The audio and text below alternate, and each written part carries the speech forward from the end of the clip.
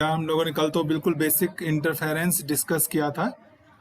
Okay, conditions बात की थी हमने कि कंस्ट्रक्टिव इंटरफेरेंस के लिए पाथ डिफरेंस एन लैम्बडा होना चाहिए और डिस्ट्रक्टिव के लिए path difference odd multiple of lambda by 2 होना चाहिए। ओके, तो आज हम थोड़ा सा अब कुछ नया करते हैं। मतलब वो तो मैंने कहा भी था कि आप लोगों ने ऐसे तो पढ़ा हुआ था, बस ऐसा लग रहा था कि रिवीजन की जरूरत लग रही थी मुझे, इसलिए मैंने कहा कि चलो रिवीजन कर लेते हैं उसका। नाउ सी बेटा, आज का जो हमारा टॉपिक है, या यूँ कह लीजिए आपके फोर्थ सेमेस्टर का पहला उस टॉपिक जो है, it is interference of light in thin films. That is it is interference of light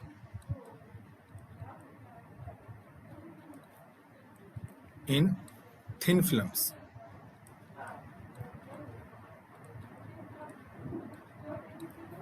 थोड़ा सा डायग्राम आराम से समझेंगे एंड देन हम धीरे धीरे बेटा कंडीशंस ड्राइव करेंगे।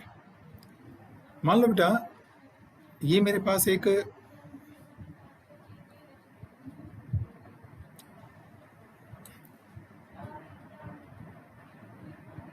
थिन फिल्म है।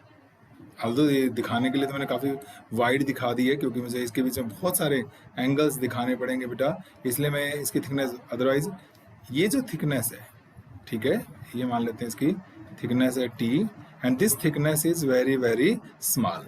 ओके, क्योंकि आपने लिखा है थिन फिल्म है, तो हमने, अगर मैं ऑलरेडी दिखाई ही थिन दूंगा आप लोगों को तो आपको लिए मुश्किल होगा बेटा कि इसके अंदर से एंगल्स वगैरह को सर्च आउट करना, इसलिए हमने मान लिया है कि ये T is very very small.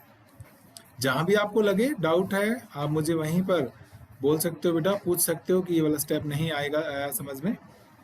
मान लो बेटा एक मोनोक्रोमेटिक लाइट बीम आ रही है, A B, it is the incident light. मैंने बोला मोनोक्रोमेटिक बीम आ रही है। Can you tell me what is the meaning of monochromatic? कोई भी बच्चा बताएगा कि मोनोक्रोमेटिक का क्या मतलब होता है? कुछ तो बता दिया करो, ड्रा मत करा करो, गलत होगा तो हो जाएगा गलत, क्या नेगेटिव मार्किंग थोड़ी लग रही है यहाँ पे। और वैसे भी मेरे एक सामने भी, ही हाँ बेटा उदित बोलो। एक ही सोर्स से लाइट निकलती हो। ना बेटा, एक ही सोर्स से नहीं, एक तो वर्ड ठीक था पर वो सोर्स वर्ड नहीं। और कुछ सोचो कोई। चलिए single wavelength. Single wavelength, yes बेटा। मोनो मीन्स, ठीक है, लैम्बडा इज द, मैं बताता हूँ, wavelength of monochromatic light. Monochromatic light, तो बेटा एक बार समझो, मोनो का मतलब होता है सिंगल, आपको पता है, जैसे मोनोटोमिक पढ़ते हैं। और क्रोमेटिक का मतलब होता है कलर, यानी एक ही कलर की लाइट, यानी एक सिंगल वेवलेंथ की लाइट। जैसे व्हाइट लाइट आप लोग पढ़ते हो बेटा, ठीक है ना, उसमें तो क्या होता है आपका 7 वेवलेंथ होती हैं। तो यहाँ पर हमने मोनोक्रोमेटिक लाइट को इंसिडेंट करवाया था। यहाँ पर मान लीजिए अगर मैं कहूँ कि ये नॉर्मल ड्रा कर दो बेटा, यहाँ पर एक हमारे पास, क्योंकि एंगल ऑफ इंसिडेंस अगर बनाना है तो वो एंगल ऑफ इंसिडेंस आपको पता है किसके साथ बनता है, नॉर्मल के साथ बनता है। तो ये मान लीजिए ये पहला नॉर्मल ड्रा कर दिया मैंने, तो ये एंगल ऑफ इंसिडेंस हो गया मान लीजिए। अब क्या होगा, बी पॉइंट पर देखो बेटा, दो काम होंगे। लाइट का कुछ हिस्सा टकराकर यहां पर रिफ्लेक्ट हो जाएगा, मान लीजिए ये चला गया, कुछ भी मान लिया मैंने, बी सी के अलोंग चला गया। And you know angle of incidence और एंगल ऑफ रिफ्लेक्शन बराबर होते हैं, तो ये एंगल तो कितना हो गया, आई हो गया मेरे पास। और कुछ हिस्सा टकरा कर क्या होगा बेटा, इस मीडियम में भी चला जाएगा, ठीक है ना। जैसे कोई भी है, आप इवन सिंपल वाटर ले लें आप, ठीक है, और मान लीजिए एक तरफ से सन आ रहा है, तो आप दूसरी तरफ खड़ा होकर देखेंगे तो कुछ लाइट सन वाटर के अंदर जा रही है, कुछ टकराकर आप तक आएगी। मतलब कहीं भी, वैसे तो किसी भी चीज में बेटा ना 100% रिफ्लेक्शन होता है, ना 100% रिफ्रैक्शन होता है। इवन तो मेरे, अगर मैंने ग्लासेस पहने हुए हैं, हिसाब से तो रिफ्रैक्शन होना चाहिए था, लेकिन इसमें कुछ लाइट रिफ्लेक्ट होकर भी जाती है आपके पास। ओके, तो कुछ तो क्या होगी, ये रिफ्लेक्टेड लाइट चलेगी बेटा, और कुछ रिफ्रैक्टेड। और अब आप डेंसर मीडियम मान लीजिए, इस मीडियम का रिफ्रैक्टिव इंडेक्स मैं मान लेता हूँ, जिस मीडियम में आप हैं, म्यू इसका रिफ्रैक्टिव इंडेक्स है। We are going from rare to denser medium, तो it will bend towards normal. ये देखिएगा, स्ट्रेट लाइन में जाएगा बेटा। तो ये एंगल कितना हो गया, इस एंगल को क्या बोलेंगे, आर, एंगल ऑफ रिफ्रैक्शन। ये एंगल ऑफ इंसिडेंस है, ये एंगल ऑफ रिफ्रैक्शन है बेटा। हम रेयर टू डेंसर मीडियम में गए हैं, it means light will bend towards normal. मान लो दिस पॉइंट इज डी बेटा, इस डी पर फिर वही दो काम होंगे, कुछ लाइट टकरा कर क्या होगी, रिफ्लेक्ट हो जाएगी और कुछ रिफ्रैक्ट हो जाएगी। तो इसके लिए फिर से मुझे पहले किसकी जरूरत पड़ेगी, नॉर्मल ड्रा करने की जरूरत पड़ेगी। तो मैं मान लीजिए यहाँ पे एक नॉर्मल ड्रा कर दूं, यहाँ पे देखिएगा थोड़ा सा डी पॉइंट के ऊपर, ये थोड़ा एक्चुअली स्ट्रेट लाइन नहीं बन पाता है ना, ठीक है। ये दूसरा नॉर्मल ड्रा कर दिया बेटा मैंने यहाँ पे। तो देखो ये एंगल आर है, तो ये एंगल भी आर होगा ना, एक्चुअली स्ट्रेट लाइन है बेटा, और ये दोनों पैरेलल हो जाएंगे। तो ये एंगल भी कितना होगा, बेसिकली दिख कम रहा है आपको यहाँ पे, तो लेकिन ये एंगल कितना होगा, आर होगा कि नहीं होगा बताओ, ठीक है भाई। ये दोनों नॉर्मल लाइन क्या होंगे, आपस में पैरेलल होंगी, और ये इनको इंटरसेक्ट कर रही है। तो ये क्या हो गया आपके पास, नॉर्मल आ गया। अब क्या होगा, मैंने कहा कुछ लाइट यहीं से टकरा कर फिर से वापस, तो ये एंगल तो आर ही हो गया, और कुछ बेटा टकरा क्या होगा यहाँ से, इस मीडियम में वापस आ जाएगी। और अगर यहाँ पर एयर है तो यहाँ पर भी एयर है। और कभी बेटा ये तो 8th क्लास से आने शुरू हो जाता है कि आप अगर सेम मीडियम में वापस जा रहे हो तो the emergent ray will be parallel to the incident ray. आप लोगों ने बहुत पहले कभी 8th या 10th क्लास में ग्लास स्लैब ली होगी, 2 पिंस एक तरफ लगाई होंगी, अगर कुछ बच्चों ने करा हो एक्सपेरिमेंट तो, और स्लैब में से रखते हुए 2 पिंस और लगानी थी हमने ताकि चारों पिंस एक लाइन में दिखाई दें। तो स्लैब में से दिखते थे तो सेम होती थी लाइन, और अगर स्लैब हटा दिया करते तो ऐसा होता था वो पैरेलल हैं एक दूसरे के। मींस सेम मीडियम में अगर वापस आओगे तो जो ए बी रे थी ना बेटा, इसके पैरेलल ये लाइट रे बाहर निकल जाएगी, ए बी के पैरेलल जाएगी। मान लीजिए दिस इज डी ई, तो अगर इसके पैरेलल है तो ये एंगल वापस कितना बन गया बेटा, आई हो गया। अगर हम सेम मीडियम में वापस जाते हैं तो ये एंगल आई हो जाएगा मेरे पास, ठीक है। आगे चलते हैं। अब इस रे को देखो बेटा, डी कहो तो मैं इसको एफ मान लूं, ए बी सी डी हो गया ना, डी के बाद ई बी हो गया, मान लीजिए इस पॉइंट को एफ मान लेते हैं। अब इस एफ पॉइंट पर अब देखो छोटी सी थिन फिल्म है, इवन तो पता है कैसी फिल्म है, इतनी थिन है बेटा, आपको मैं बताऊं, जैसे यूं समझ लो आपके पास पानी की बाल्टी है भरी हुई, और उसके ऊपर आप 2-4 ड्रॉप्स वेजिटेबल ऑयल डाल दो, सिंपल अपने घर में सरसों का तेल होता है, 2-4 बूंदे उसकी डाल दें और आप धूप में रख कर देखें उसे, तो आपको एक फिल्म से कलर्ड फिल्म दिखाई देगी, वाटर के ऊपर तैरते हुए, पानी के ऊपर जो ऑयल है वो तैरता हुआ दिखाई देगा। तो आप सोचिए उस ऑयल फिल्म की थिकनेस कितनी होती है, बिल्कुल नेग्लिजिबल सी होती है बेटा। तो वो हमारे पास थिकनेस है। या इवन तो आप सोप बबल को समझ सकते हैं, सोप बबल के अंदर भी इस तरीके की प्रॉब्लम आती है। यस बेटा, किसी ने रेज हैंड किया है, बताओ क्या डाउट है, क्योंकि आपने नाम तो लिखा नहीं है अपना, 62C7G6 what ever this number is. कोई डाउट है या बेटा, गलती से रेज हैंड हो गया है?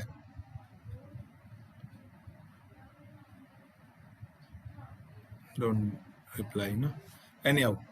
तो क्या होता है बेटा, तो ये मैं बता रहा था कि इतनी छोटी सी फिल्म में इतनी सारी फिजिक्स छुपी हुई है। तो देखो बेटा, इसके ऊपर दोबारा से मैं नॉर्मल ड्रा कर रहा हूँ एफ पॉइंट के ऊपर, क्योंकि यहाँ पर फिर 2 काम होंगे। देखो एफ के ऊपर एक बार फिर नॉर्मल ड्रा कर रहा हूँ, और ये सारे नॉर्मल वाले लाइनें जो होंगे ना बेटा, एक दूसरे के पैरेलल होंगे। मे भी मेरे से तो ऐसे ड्रा हो रही हूँ। ये हो गया N3। तो अगर देखो बेटा ये एंगल आर है तो ये एंगल फिर से आर हो जाएगा, क्योंकि ये लाइनें पैरेलल लाइन है और ये इनको इंटरसेक्ट करती है। ओके, अब इस एफ के ऊपर क्या होगा, फिर से 2 काम होंगे ना, कुछ क्या होगी, टकरा कर वापिस जाएगी यहां से,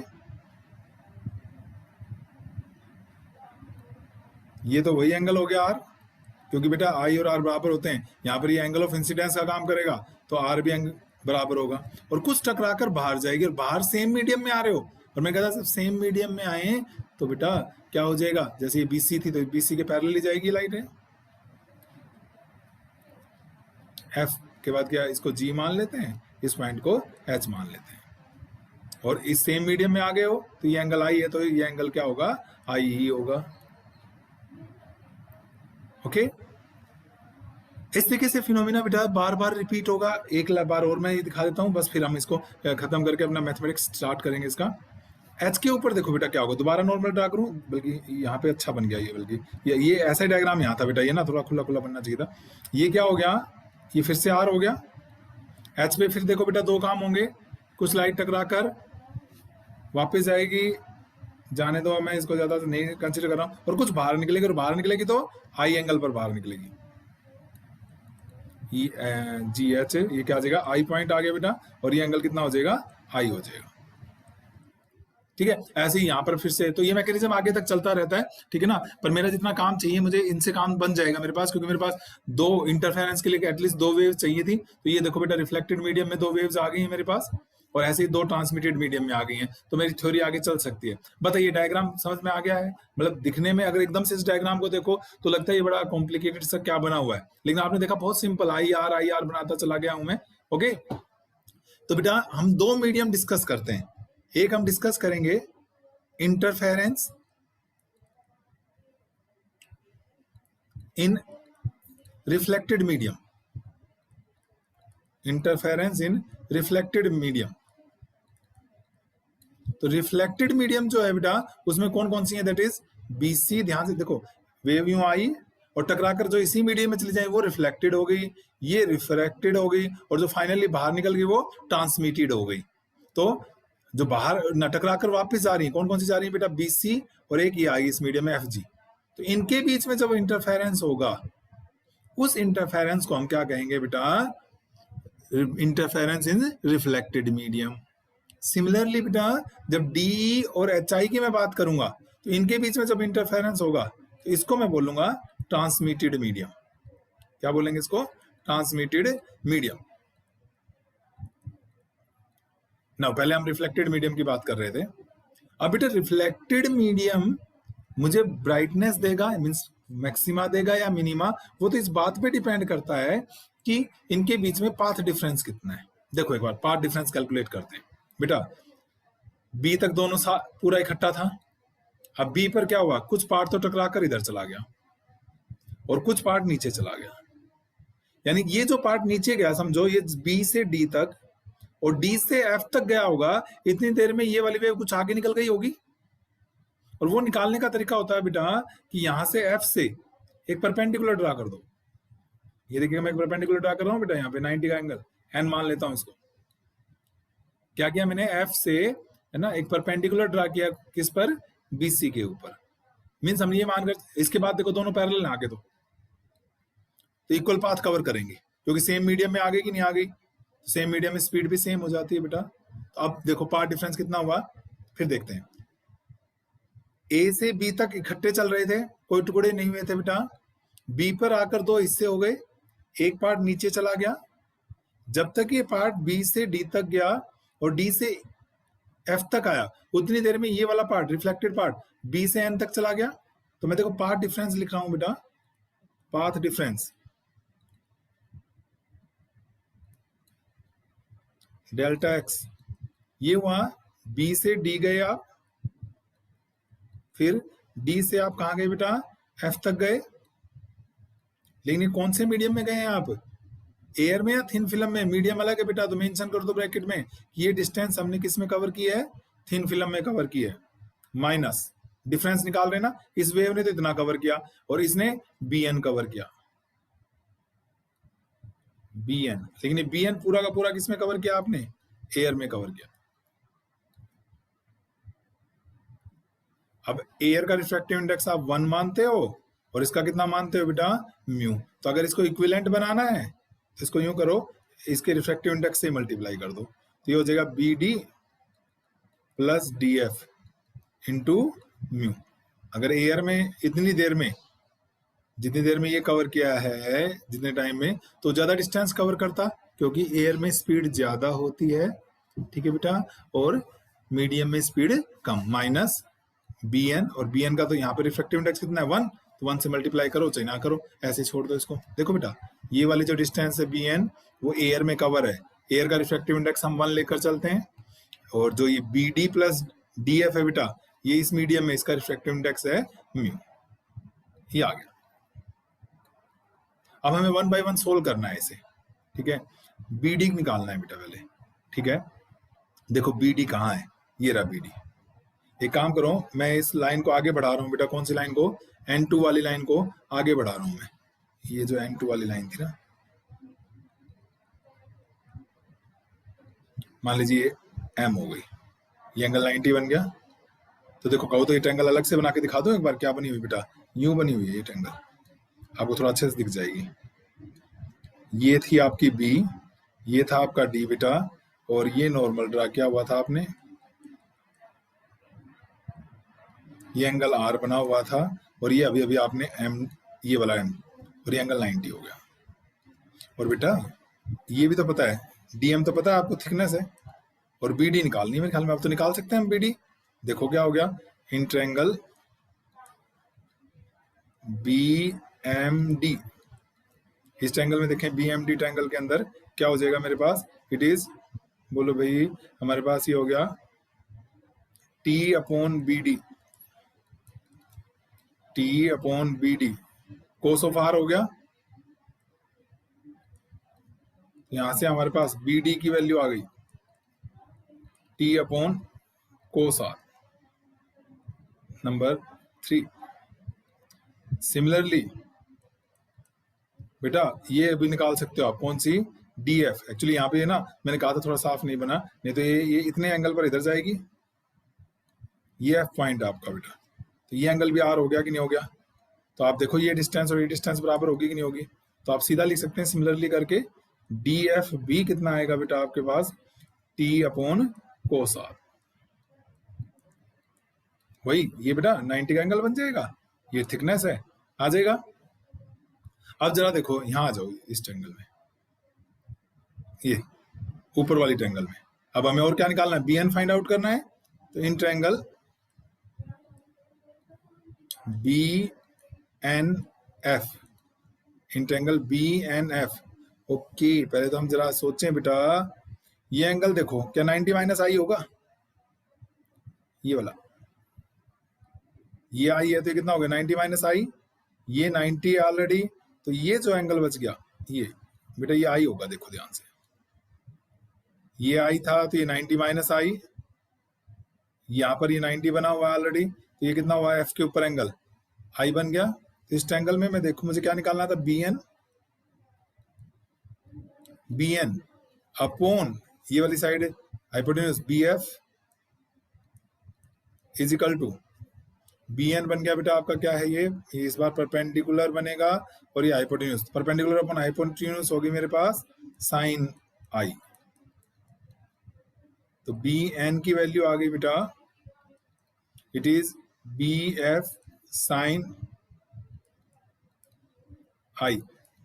और इस डायग्राम में देखो अगर मैं इसको x मान लूं बेटा बी एम को, तो ये भी x ही होगा, एक्चुअली इसमें अच्छा नहीं बन रहा है, नहीं तो ये बीच में आना चाहिए बिल्कुल ना, तो यहां से देख सकते हो इस डायग्राम में, ठीक है। तो इस बी एफ को हम क्या लिख सकते हैं, ट्वाइस ऑफ बी एम, यहां से लिखा बेटा, ये साइड जो है हमारी, ये पूरी की पूरी जो होगी B M plus M F हो जाएगी, दोनों बराबर होंगी, तो ये हो गया twice of B M into sine of i. और मेरे ख्याल में हम इस ट्रायंगल से तो ये बी एम भी फाइंड आउट कर सकते हैं, क्योंकि ये थिकनेस पता है, एंगल पता है, इसी ट्रायंगल से देखो बेटा, also B M upon thickness t, B M upon t क्या बन जाएगा, perpendicular upon base tangent r, तो बेटा बी एम आ गया मेरे पास t into tan, simple trigonometry है। नंबर 6 पुट कर दें यहां पर नंबर 5 में, तो देखो बी एन की वैल्यू आ जाएगी बेटा, तो पुटिंग इन 5,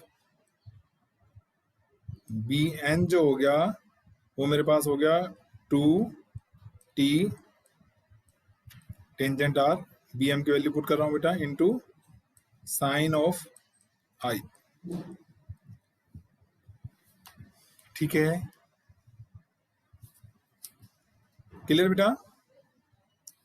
अच्छा अब यस देखो सर। यहाँ पर हम वैल्यू पुट कर रहे हैं नंबर 2 के अंदर, ओके, बी डी की वैल्यू आ गई, ये रही, डी एफ की वैल्यू भी आ गई, यही थी, ठीक है। तो using 3, 4 and 7, using 3, 4 and 7 in equation number 2, तो डेल्टा एक्स बनेगा बेटा बी डी, ये रहा टी अपॉन कोस आर, ये भी टी अपॉन कोस आर, सीधा लिख देता हूं बेटा 2t upon cos r into mu minus bn आपने निकाला बेटा 2t tangent r into sine i. सही है, सिंपल वैल्यूज पुट की है बेटा। अब एक्चुअली ये भी आर में है, ये भी आर है, ये आई है। तेरे पास एक फार्मूला स्नेल्स लॉ, अगर आप याद करें बेटा, मैं अब स्नेल्स लॉ यूज कर रहा हूं, यूजिंग स्नेल्स लॉ। बहुत सिंपल होता था, इस पॉइंट पे एट बी लगा देता हूं मैं, याद ही होगा सबको। ये तो sine I upon sine R equal to क्या होता है? Sine I upon sine are mu. Mu. Yes, sine I upon sine R होता है बेटा म्यू सर। ठीक है, तो साइन आई कितना आ जाएगा यहां से? म्यू इंटू साइन आर, यहां पुट कर दो बेटा, पुटिंग इन 8, तो डेल्टा एक्स आ गया 2t upon cos R mu minus 2t tangent R को मैं लिख रहा हूं बेटा sine R upon cos R, tangent R को भी तोड़ दिया, और साइन आई की वैल्यू यहां से आ जाएगी, साइन आई आ जाएगी आपके पास mu into sine are, mu into sine r, और this comes out to be बेटा, देखो क्या क्या कॉमन हो गया, 2 कॉमन हो गया, टी भी कॉमन हो गया, म्यू भी कॉमन हो गया, अपॉन कोस आर। देखना भाई यही कॉमन है ना, एक बार मैं लिख देता हूं, एक बार चेक कर लेना। अंदर मैं थोड़ा छोटा छोटा लिख रहा हूं क्योंकि मेरे पास स्पेस की थोड़ी कमी है अभी। नहीं बताओ, एक बार चेक करो ठीक लिखा है क्या मैंने?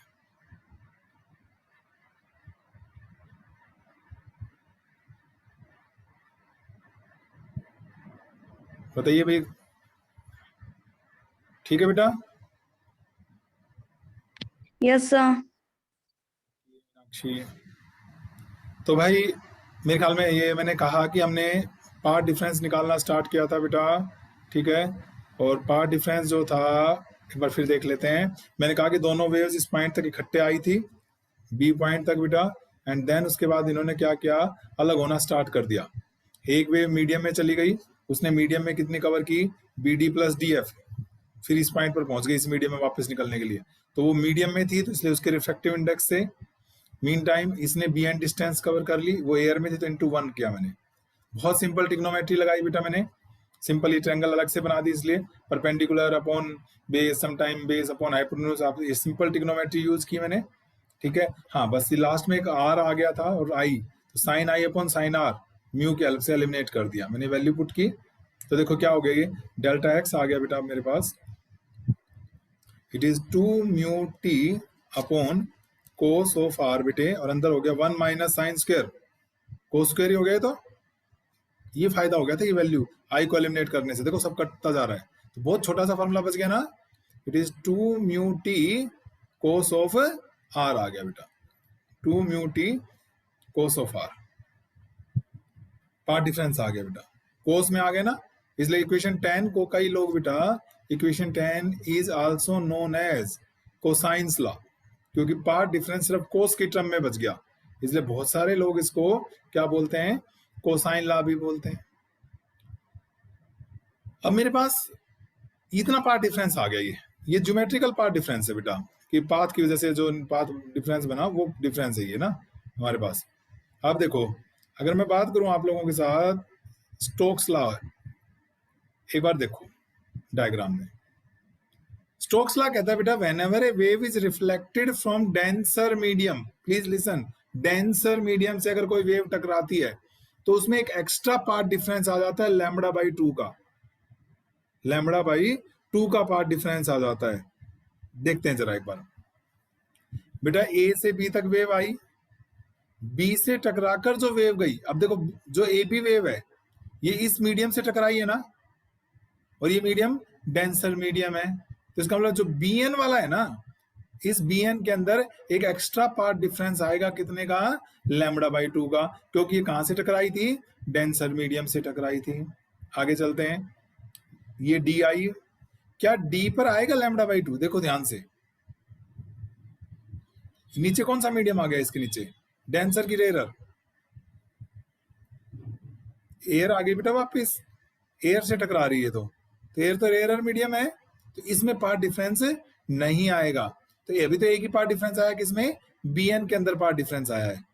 फिर सुनो, हमारा स्टोक्स लॉ कहता है कि बेटा whenever a wave strikes to the denser medium surface, एक एक्स्ट्रा पार्ट डिफरेंस आ जाता है लैम्डा बाई 2 का। तो एक तो बी पर आ गया, बाकी मुझे नहीं लग रहा कहीं आएगा, क्योंकि ये तो एयर से टकराया है। फिर डी से एफ तक गए हम, यहाँ तो रिफ्लेक्शन हो ही नहीं रहा इसमें, एफ जी, हम तो एफ जी की बात कर रहे हैं, ये तो यहाँ से मीडियम चेंज कर रही, तो रिफ्रैक्शन हो रहा है, तो एक बार ही टकरा रही है बेटा डेंसर मीडियम से। तो due to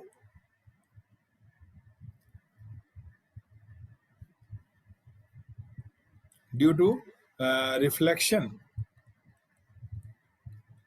eight denser medium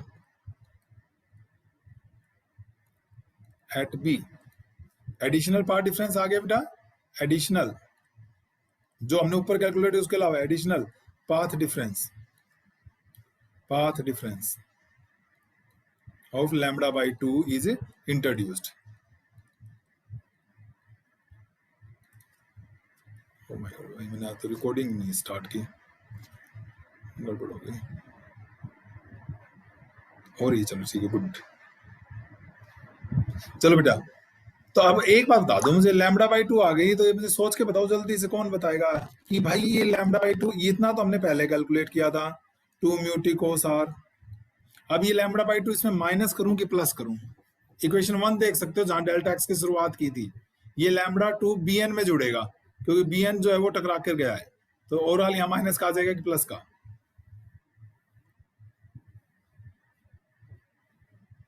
ये था बेटा, मैं लिखूं बी डी, शुरू में ये था plus D F into mu minus B N.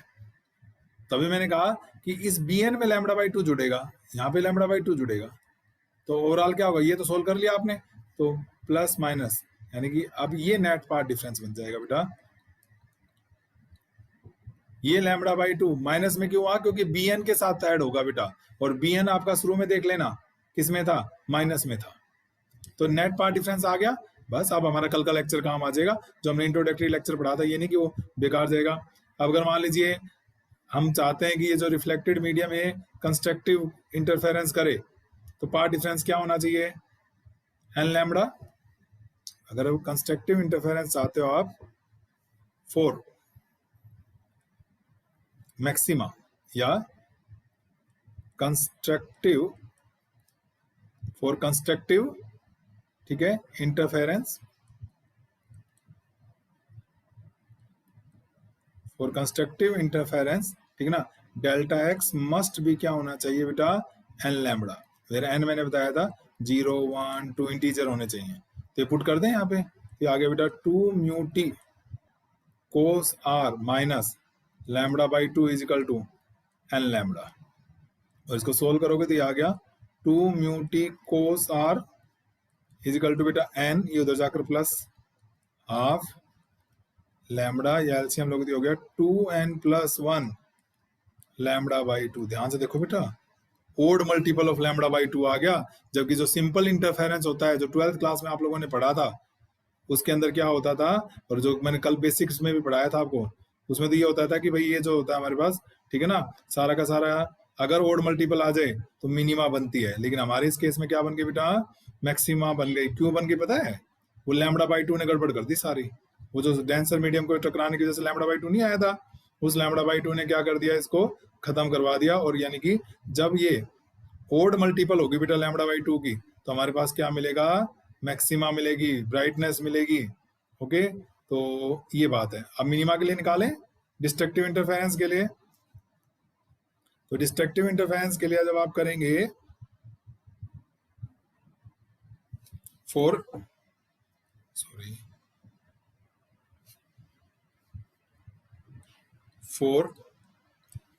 Destructive interference, that is for minima, अगर आपको निकालनी है बेटा, तो आपने कहा था कि पाथ डिफरेंस जो होना चाहिए, it should be odd multiple of lambda by 2 जो जनरल, जबकि ये कंडीशन हमारी यहाँ आ चुकी है इस बार। तो देखते हैं इसमें क्या आती है, कोई बात नहीं।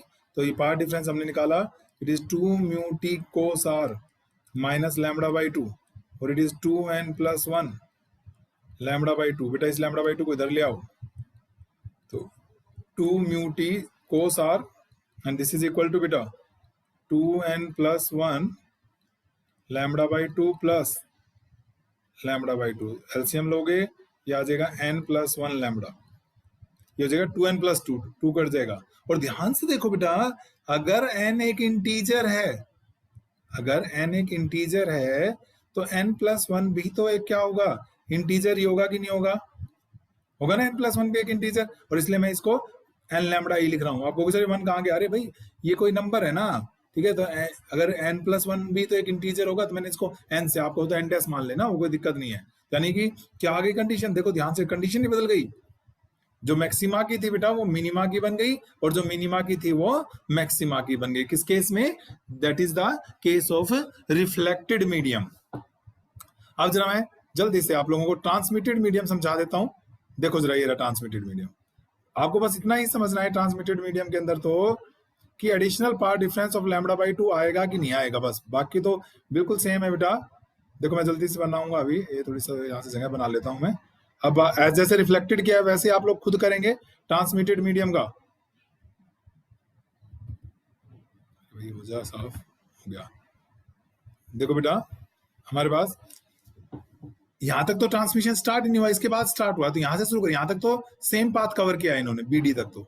अब एक ये गई, एक ये टकरा कर यहाँ आई बेटा, ध्यान से देखना, ये वाली चीज और ये वाली चीज ये बिल्कुल वही नहीं आ जाएंगी। अगर आप इसको मैं पूछूं आपसे DF और FH में पूछूं आपसे तो ये वही आएगी कि नहीं, T upon cos are. Transmitted medium पढ़ रहा हूं बेटा मैं, वही ट्रिग्नोमेट्री लगा लेंगे। अब यहां से देखो, जितनी देर में ये यहां से H तक पहुंचेगी तब तक ये वेव आगे निकल गई, तो H से हम यहाँ पर क्या ड्रा कर देंगे, एक परपेंडिकुलर ड्रा कर देंगे। ये क्या था, जो n का भाई बंधु लिख देता हूँ n डैश, ये समझाया था, देख लेना, ये एंगल I बन जाएगा, ठीक है। तो फिर हमने ये DN निकाला था वहां पर, ये DN जो निकाला था ना वो उसकी टर्म्स में आया था, इट वाज 2 BM, ये BM लिया था हमने, याद होगा आपको। और BM के साथ ही आया था मेरे ख्याल में टेंजेंट R, टेंजेंट R, और फिर साथ में क्या आ गया था हमारा, साइन I आया था। देख लेना, इक्वेशन 1 2 करवा रखी है बेटा मैंने, बस जो एक्स्ट्रा आ रहा है वो समझ लो, ठीक है। तो डिफरेंस जब लोगे वही, इनको तो किससे, म्यू से मल्टीप्लाई करोगे क्योंकि ये मीडियम में है और ये एयर में है। तो बेटा ये कोसाइन ला तक तो सेम चलेगा, कोई चेंज नहीं करना आपने। 2 म्यू टी कोस आर, ए जो नंबर 10 थी वो एज सच आ जाएगी यहाँ पर भी, ठीक है भाई। खुद ट्राई करना है, मैं नहीं करवाऊंगा, बिल्कुल जैसे ये किया था वैसे ही करना है आपने ये वाला। अब जो चेंज है वो सुन लो, इसमें देखते हैं कहीं डेंसर मीडियम से रिफ्लेक्शन हुआ है कि नहीं। देखो डी तक तो सेम चले हैं, यहाँ पर पहला ट्रांसमिशन शुरू हुआ, ये तो डेंसर से रेयरर में जा रहे हो, रिफ्रैक्शन में तो होता ही नहीं है लैम्बडा बाई 2, छोड़ दो। यहाँ पर आ जाओ बेटा एफ पर, यहाँ पर भी डेंसर से रेयरर में हो रहा है, जबकि मैंने कहा था रेयरर में नहीं, डेंसर से टकराना चाहिए। यहाँ तो ये रेयरर ऊपर एयर है, यहाँ भी नहीं। वापिस आ जाओ एच पर, तो फिर से रिफ्रैक्शन हो रहा है। तो इस बार एडिशनल पार्ट डिफरेंस नहीं आएगा बेटा, और इसलिए जब कंस्ट्रक्टिव इंटरफेरेंस की बात करोगे आप तो डेल्टा एक्स को सीधा सीधा क्या लिखोगे, एन लैम्बडा। देखो ध्यान से, तो ये आ जाएगा 2 mu T cos are is equal to n lambda, maxima आ जाएगी बेटा। और मिनिमा के लिए पार्ट डिफरेंस जो ऑर्डिनरी कंडीशन होती है ना बेटा, वही आ जाएंगी ट्रांसमिटेड मीडियम में, यानी कि 2 mu T cos are is equal to 2n plus 1 lambda by 2, ये मिनिमा के लिए आ जाएंगे। मतलब दोनों मीडियम अब आगे सेम है, बस एक फर्क है, ये जो लैम्बडा बाई 2 वाली लाइन थी, ये वाली जो लाइन थी बेटा, ये वाला जो पार्ट डिफरेंस था, ये ट्रांसमिटेड मीडियम में नहीं आएगा। और इसलिए कंडीशंस ध्यान से देखो, रिफ्लेक्टेड और ट्रांसमिटेड मीडियम में एक दूसरे से कंडीशंस बिल्कुल क्या आ गई हैं बेटा। आप देखो कंस्ट्रक्टिव की यहाँ पर आई थी 2 mu T cos are is 2n plus 1 lambda by 2, जबकि यहाँ कितनी आ गई, n लैम्बडा, ठीक है। ज्योमेट्री बिल्कुल सेम है, मैं फिर बोल रहा हूँ, ये डिस्टेंस निकाल सकते हो, और ये वाली ट्रायंगल और ये वाली ट्रायंगल बिल्कुल सेम बनी हुई है, आप बिल्कुल वैसे ही सोच के करेंगे। तो इस तरीके से बेटा मैक्सिमा और मिनिमा की कंडीशन रिफ्लेक्टेड मीडियम में अलग और ट्रांसमिटेड मीडियम में अलग आ जाती हैं। ठीक है, तो जब नेक्स्ट क्लास होगी, मैं आपकी क्लास ना फ्राइडे सैटरडे को लिया करूंगा भाई। टाइमिंग्स हम आपके साथ सेट मतलब मैनेज कर लेंगे इस केस में, जैसे भी होगा। तो जो